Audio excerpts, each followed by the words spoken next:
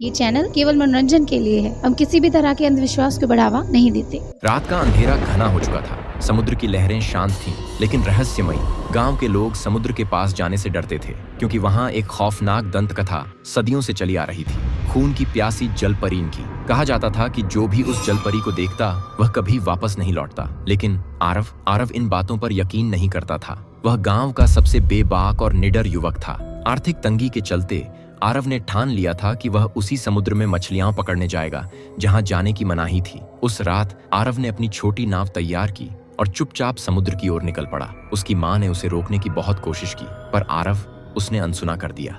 जैसे ही उसकी नाव गहरे समुद्र में पहुंची, हवाएं और ज्यादा ठंडी और लहरें अजीब ढंग से खामोश हो गईं। तभी उसे दूर पानी में एक अजीब चमक दिखाई दी। एक सुनहरी रोशनी लहरों के बीच झिलमिला रही थी। आरव ने सोचा, यह क्या है, कोई मछली या कुछ और?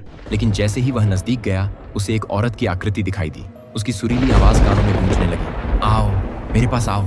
आरव वह मंत्र मुग्ध हो गया। वह अपनी नाव से कूदकर पानी में जा गिरा और उस ओर तैरने लगा। जैसे जैसे वह औरत के करीब पहुंचा, उसका चेहरा अचानक से बदलने लगा। उसकी सुंदरता डरावनी शक्ल में बदल रही थी। उसके नाखून लंबे, धारदार और उसकी आंखें खून से लाल हो गईं। आरव ने अब समझा, वह जलपरी थी, वही खून की प्यासी जलपरी। उसने आरव को जकड़ लिया था और उसकी आंखों में लालसा थी, खून की लालसा। आरव ने खुद को छुड़ाने की पूरी कोशिश की, पर उसकी पकड़ बहुत मजबूत थी। जलपरी उसे गहराइयों में खींच रही थी।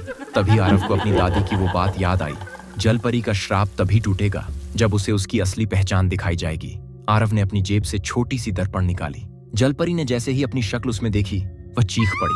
उसकी खौफनाक शक्ल उसकी ही आंखों के सामने थी। जलपरी दर्द से तड़पने लगी। उसकी पकड़ ढीली हो गई। आरव ने खुद को छुड़ाया और तेजी से तैरकर अपनी नाव की ओर दौड़ा।